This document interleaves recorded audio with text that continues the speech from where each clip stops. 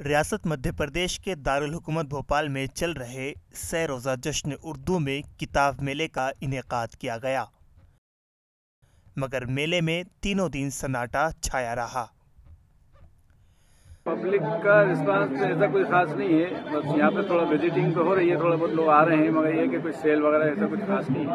ایک بڑا المیہ ہے ہم لوگوں کے ساتھ میں کہ کتابوں سے لوگ دور ہوتے جا رہے ہیں، تو یہ بہت بڑا المیہ ہے۔ اور کیا کہ یہ بھوپال میں تو کافی ادب کا اس کا ماحول رہا ہے، مگر اس کے بعد بھی ابھی فی الحال یہاں پہ دور ہو رہے ہیں لوگ اس سے۔ جشن اردو پروگرام میں ادب سے دلچسپی رکھنے والوں کے لیے عمدہ انتظامات کیے گئے تھے، لیکن پبلشرز کی توقع کے خلاف میلے سے اردو کے بہی خواہاں ندارد رہے۔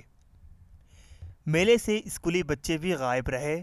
پبلشرز نے اندیشہ ظاہر کیا کہ نئی نسل میں رفتہ رفتہ کتابوں کے تئیں دلچسپیاں کم ہوتی جا رہی ہے، جو کہ افسوسناک بات ہے۔ جو یہاں کے جو انتظامات ہیں، انتظامات کا جواب نہیں، بہت شاندار انتظامات ان لوگوں نے کرے ہیں، لیکن افسوسناک پہلو یہ ہے کہ یہاں پہ جو میں بھوپال کی ایک تصویر اپنے ذہن میں لے کر آیا تھا، کتب بینی کا شوق لوگوں میں کم ہے۔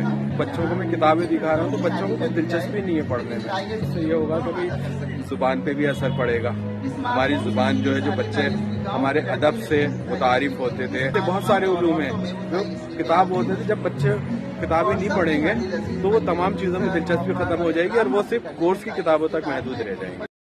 بھوپال سے قمر غوث کی رپورٹ۔